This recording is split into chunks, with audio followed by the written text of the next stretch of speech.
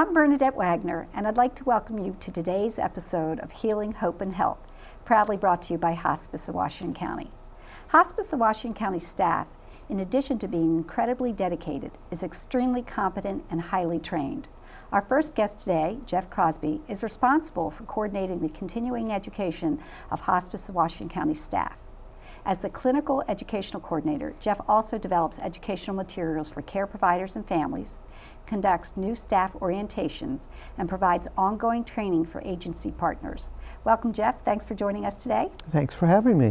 So you've been with Hospice for 21 years. Have you always been involved in the education aspect of the program? Actually, no. I started as a case manager early on and was a case manager for about 6 years before I moved into an administrative position that required me to take on that role of teacher and educator and resource person. So I just briefly said a little bit about what you do. Could you fill that out a little bit for us? I can try. Yeah. Yes, along with new hire orientation, I do volunteer training, a portion of that.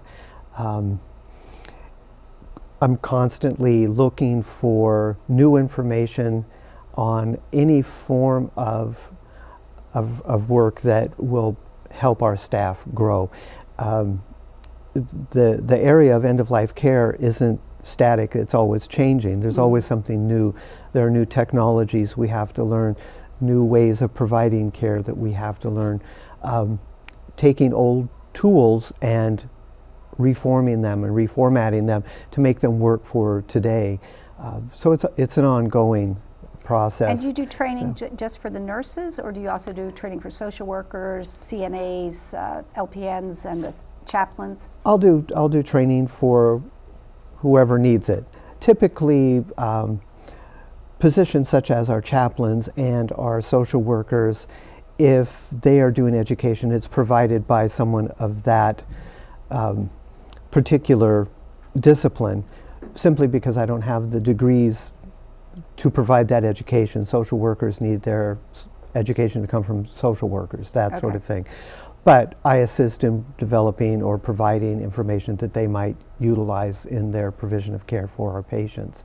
So I've got my hands in a lot of areas there. So you're pulled in some different directions at different times. Yes, and I serve on various committees, which is also a portion of what I do. I chair our ethics committee. Some of the things that I've carried with me as long as I've been in administration, things like infection control, safety, those still fall under my umbrella of other things to do when there's time. I'm also involved with the transferring of information from our electronic medical records to Medicare and Medicaid for different things that they're looking at now that will affect our reimbursement rate in a couple years down the road. Right. So quality and performance improvement are also part of what I do. So, and I think all of us at Hospice of Washington County have that role. Most staff just aren't aware of how much they are involved with that and what their job involves. Right. So, and I do discussions in the community, with different community groups, church groups, civic groups that may just want to have a better understanding of what hospice is all about. And if somebody wanted to have you come talk, they could call Hospice of Washington County. You would arrange that? Sure, sure, and it's relatively easy. But I could go out and I might be talking about end-of-life care, death and dying, pain management, or I might be talking about advanced directives or the MOLST form. That's always something that's on someone's mind, is what does it mean and how do I fill it out and what do I do with it? Well, with the ever changing and rapid changes in healthcare, how important is it to have this ongoing education, and what does it mean to the families that we provide care to, that they know that the staff is so well trained? A lot of the changes that come about with healthcare recently all seem to be tied to the bottom line, which we don't always like to admit to. So families may not necessarily see a lot of what goes on behind the scenes, so to speak. But those changes have an effect on how we do our assessments in the field. So our field staff see those changes right up front. Hopefully what we develop through those upgraded assessments is a better way to provide care. Better process. Better processes, better service. And in my mind, that's really the bottom line. I don't think about the money part. I think about the care at the end, what the goal is. Yeah, and I guess to me that's sort of like saying that we're looking at creating insurances for families that their loved one is getting the very best, very latest Exactly. care. Exactly. And that, and it may be that we are changing our process because the state says we have to, or Medicare, Medicaid says we have to, or our accrediting agency, the Joint Commission, they come and look at how we do things, and to get our accreditation through the Joint Commission and have that renewed on an ongoing basis is a feather in our cap, and it's also reassurance for people that, you know, we're providing the best care that we can, but we're always looking to do better. Right. We have just a little bit of time, Jeff. I know Okay. you've been there for 21 years. Is there a meaningful story, something that really resonates with you that you'd like to share? I think what I really appreciate about working at Hospice of Washington County is that there's a possibility for growth for everyone. But we also look at the world at large, and we've developed a partnership with Coast Hospice in Mombasa, Kenya. As a hospice here in Washington County, we wouldn't be where we're at if it weren't for the people that helped out in the very beginning of hospice care in the United States.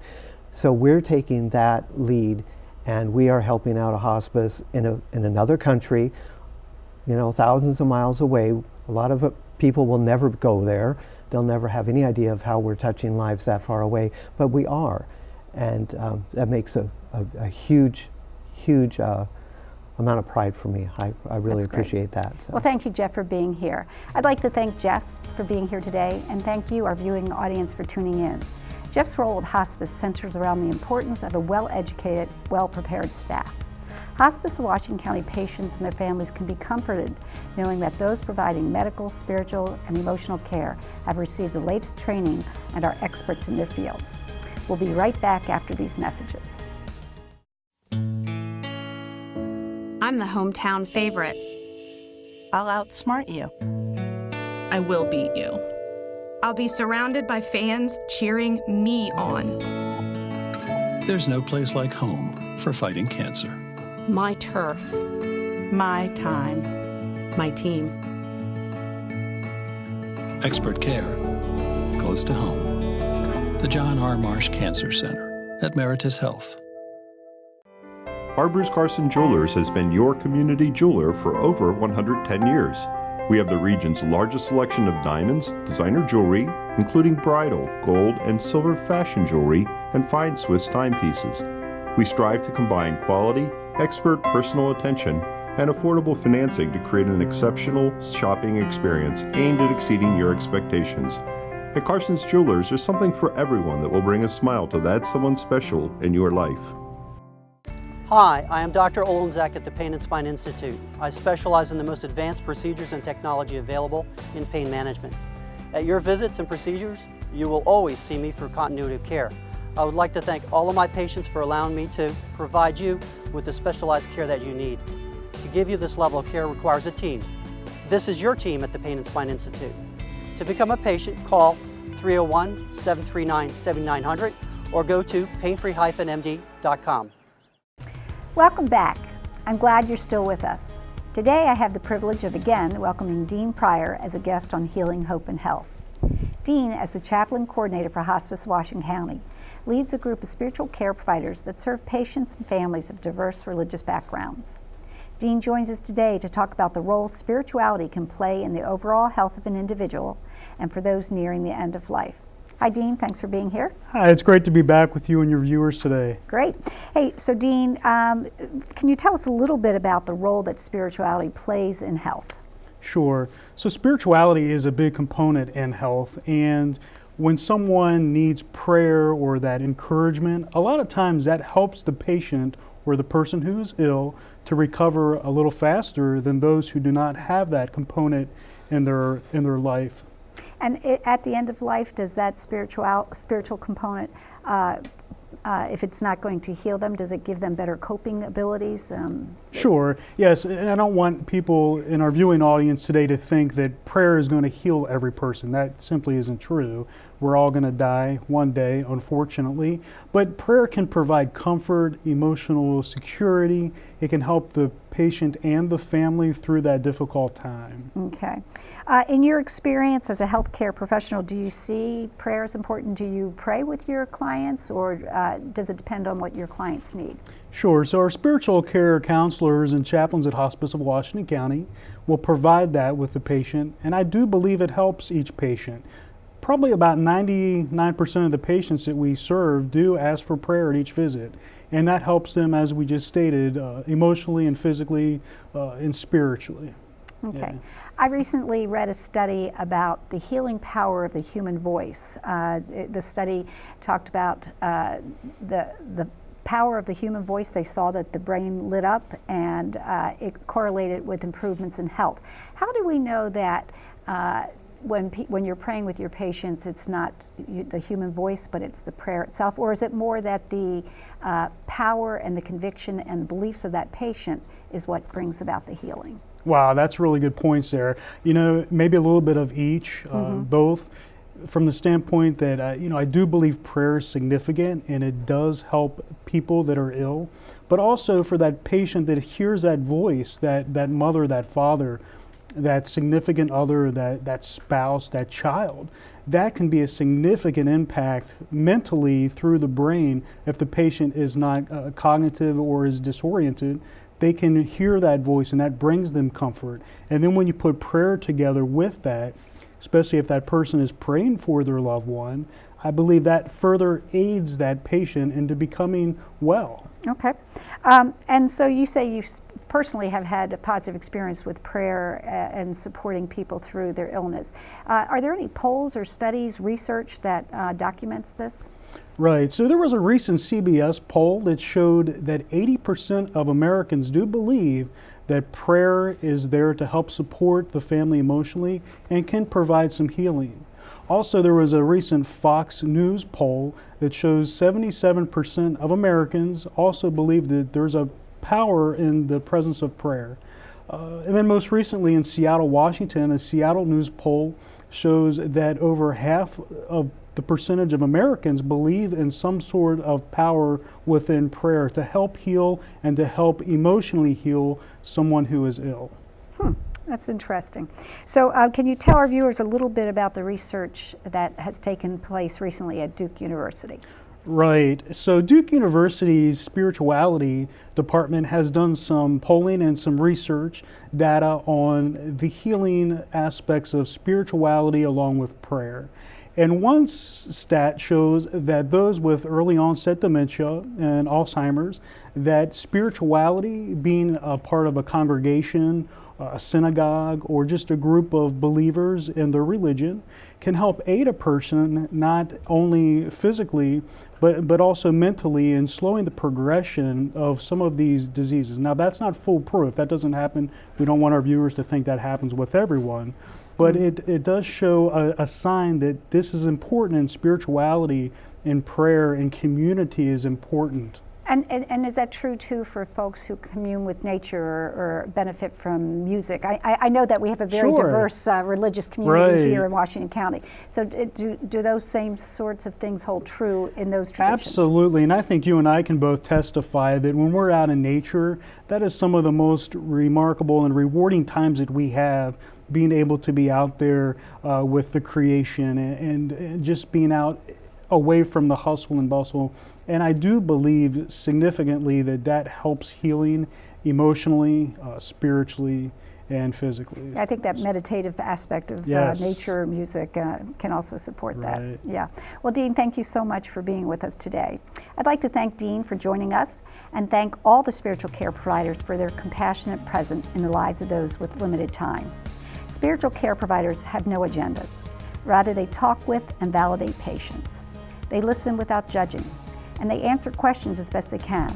They may pray with patients or simply sit quietly with an accepting presence, all depending on the need of each patient. Obviously, it's a remarkable gift to sit with the dying, but a gift that seems to enrich the giver as much as the recipient. We'll be right back after these messages.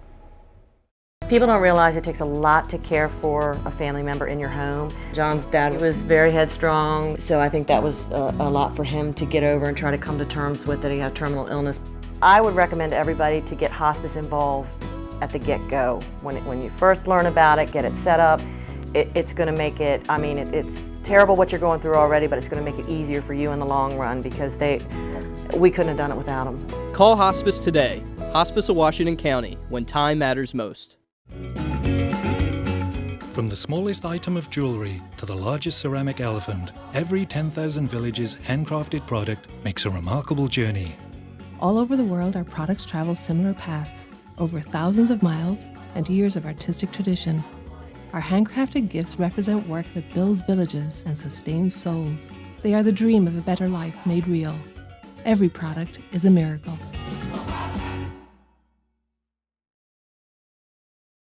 Hospice of Washington County is an organization committed to serving all people regardless of age, race, religion, socioeconomic status, diagnosis, or sexual orientation. The organization strives to better meet the needs of underserved communities by establishing meaningful relationships and building partnerships with individuals in those communities. Today, I'm pleased to introduce Karen Cook, the Executive Director of the Robert W. Johnson Community Center. She joins me today to talk about the 3rd annual MLK Day of Service Business Basketball Tournament, one of Hospice of Washington County's most successful partnerships. Welcome, Karen. Thank you. Thanks for being here. You're welcome. So can you tell us a little bit about the MLK Day of Service Business Basketball Tournament, its mission, its purpose? Sure. This year was the 3rd annual MLK Day of Service Business Basketball Tournament. Its mission is to invite businesses from Washington County and or surrounding counties and areas into the community so that we can start building and forming relationships. It is also an opportunity for the children to work in the tournament, to give them a sense of volunteerism and to understand all of the components that are necessary in organizing a basketball tournament. And it's neat that ties that in with Dr. King's call to service. Yes, it is. So yes, that's, it is. That's cool. How many teams participated in this year's tournament? This year we had 6 teams. We had the returning champions, WCPS. They are the returning champions for the 2nd year straight, coached by Mike Chilcutt from Smithsburg High School here in Hagerstown. And it was great fun. We recognized WCPS, Hagerstown Police Department, Screen Teak, Robert W. Johnson Community Center, Hospice. Who else played? Chick-fil-A. Chick-fil-A played this year. Yes, they did. Yes, that was great. So every successful tournament has wonderful sponsors. Yes. I was wondering if you would care to mention some of the folks that sponsored this year's tournament. Yes. This year's tournament, and traditionally it has been to raise money to support our scholarship fund. Along with our scholarship funding request this year, we also were seeking capital funds to do some improvements to our building. This year we raised $12,069. That's great. Yes, it is. And who were some of our sponsors? AT&T, Meritus Health, Screen Teak, East Coast Bail Bondsman, Accent Imaging, WLR Automotive Group. They have a new car wash here in Hagerstown on Baltimore Street. And the bail bondsman, did you mention? Yes, East Coast Bail Bondsman. That's great. Yep. That's terrific. Well, and the youth didn't play in the tournament, but they were definitely involved. What kind of services and volunteer projects did they do surrounding the tournament? Some of our youth participated in cooking some of the food that we vended, hot dogs and hamburgers. They participated in the selling of the food. They took the cash and manned the box and served. We had youth cleaning up, setting up, changing nets, mopping the floor, game clock, scorekeeping, greeters. They also did a program. They had a programming hour where they were able to showcase some of their talents during the tournament. Yep. So tell us a little bit about some of the talents that the kids showed. This year we had the children reciting MLK quotes. We had a group of children dancing. The Unique Praise Youth Group danced. We also, and this is one of our signature events, I guess, or activities, called the Circle of Trust, where we ask random members from the spectators to come and sit in a chair and to relax and lay back and trust the person that they're laying their head in their lap. And we remove the chairs to show that we can support each other. Yeah, Yes. it was a very moving display, Yes. and I think it kind of showed also that diversity idea. There were people out there of all ages and different All races. ages, and, all races, yeah, it all was- sizes, all yeah. heights. and it worked. And it worked. It was really great. Yes. Yeah. Okay. And Karen, what does it mean to the Robert W. Johnson Center and to the community to have hospice involved in investing in that community? First of all, the partnership between the two organizations has been beneficial for both. I think that with Robert W. Johnson towards hospice, it is bringing more clients in to recognize the services the hospice offers. For Robert W. Johnson, it brings a organization into our community that our residents and community members can learn to trust. And based on this relationship in the past 3 years, I can tell you just this month alone, I've referred 5 community members to hospice for some type of grief or bereavement counseling. And I think if we're there, if hospice is there, building relationship, Yes. it's easier for them to turn to us when they need help. It is. The more Yeah. you see, the more you trust. That's true. That's true.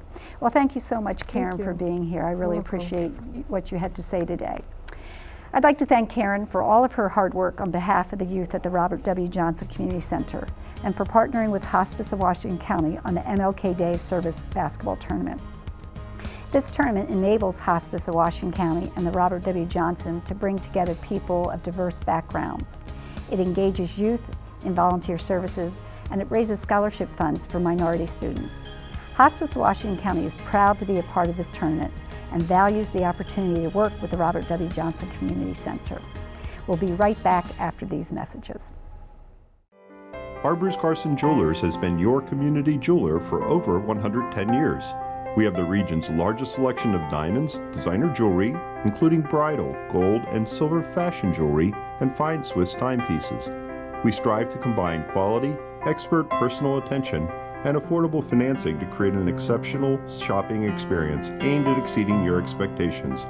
At Carson's Jewelers, there's something for everyone that will bring a smile to that someone special in your life. This is our home. It's where we've all decided to put down roots and raise families, not because we had to, because we wanted to. And as a business owner, you pour every ounce of energy into doing what's right for you in this community, and you won't and you don't stop until you get what you want, and neither do we. We're Antietam Cable Productions, and it's time to stand up and be seen and heard. You have a voice, and we'll help you tell your story. Antietam Cable Productions, putting the beat into the heart of your business. I'm the hometown favorite. I'll outsmart you. I will beat you. I'll be surrounded by fans cheering me on. There's no place like home for fighting cancer. My turf. My time. My team. Expert care, close to home. The John R. Marsh Cancer Center at Meritus Health. People don't realize it takes a lot to care for a family member in your home. John's dad was very headstrong, so I think that was a lot for him to get over and try to come to terms with that he had terminal illness. I would recommend everybody to get hospice involved at the get-go. When you first learn about it, get it set up. It's going to make it, I mean, it's terrible what you're going through already, but it's going to make it easier for you in the long run because we couldn't have done it without them. Call Hospice today. Hospice of Washington County, when time matters most. Today, I'm proud to introduce a new segment called Lovingly Remembered. At Hospice, we recognize that there's no one right way to grieve. Some people need to be alone with their thoughts, while others have a strong desire to reflect on the life of their loved one, recall meaningful moments, and retell stories that celebrate the life of the deceased. Hospice of Washington County is pleased to offer our families the opportunity to honor their loved ones on Healing, Hope, and Health. At this time, it's my pleasure to welcome Peg Howard. Peg is here to honor Tom Howard, her husband of 59 years, and to celebrate his life through recollections, stories, and photos. Welcome. I'm so glad you could be here, Peg. Thank you. I'm glad to be here. So you were married for 59 years. 59 Can you tell years. us a little bit about how you first met? Well, I met my husband. I was in nursing school and I was taking care of his mother. And we tell this story two different ways, but my way is the right way.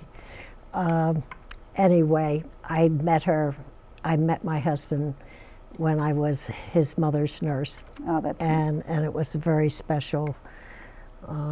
He was a very special son and a very special husband. That's great.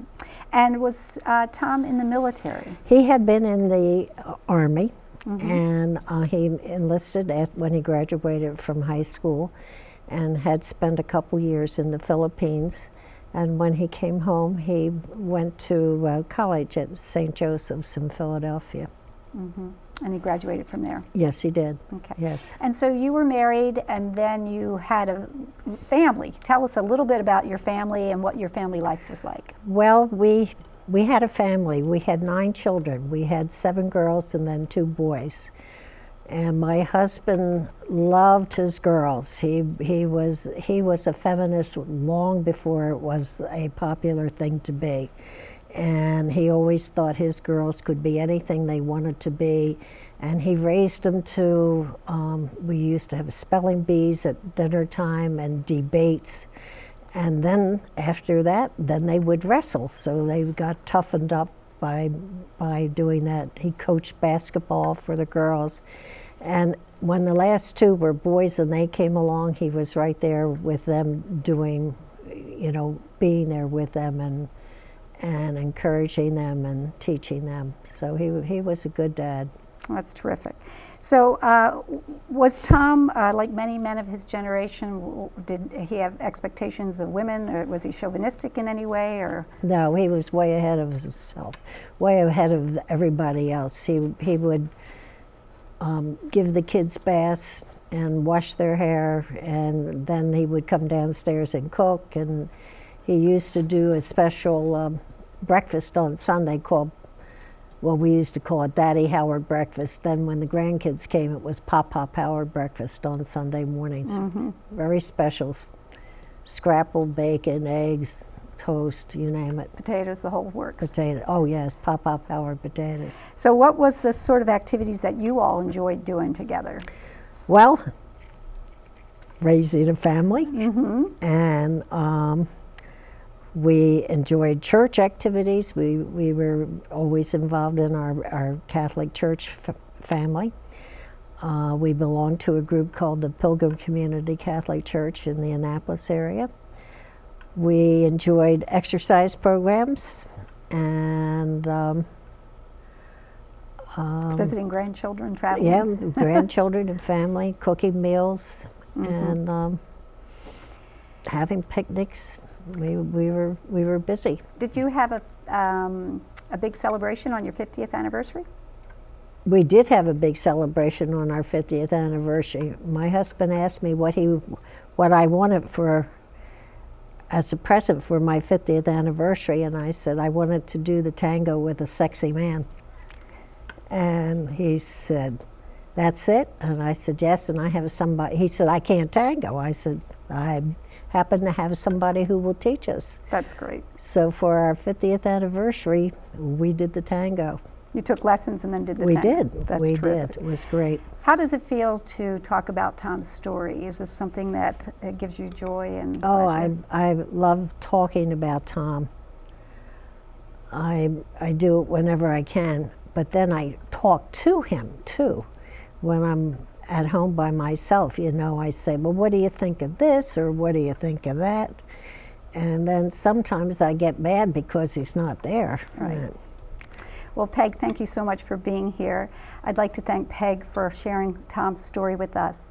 For most of us, grieving is not a linear process. It's a circle, it circles around, and we get to do it all over again, and maybe with a little more understanding each time. I'm hoping that, like Peg, your wonderful memories will sustain you and provide great comfort and joy all the days of your life. If you would like to honor your loved one on Healing Hope and Health, please contact Hospice of Washington County. We'll see you next time.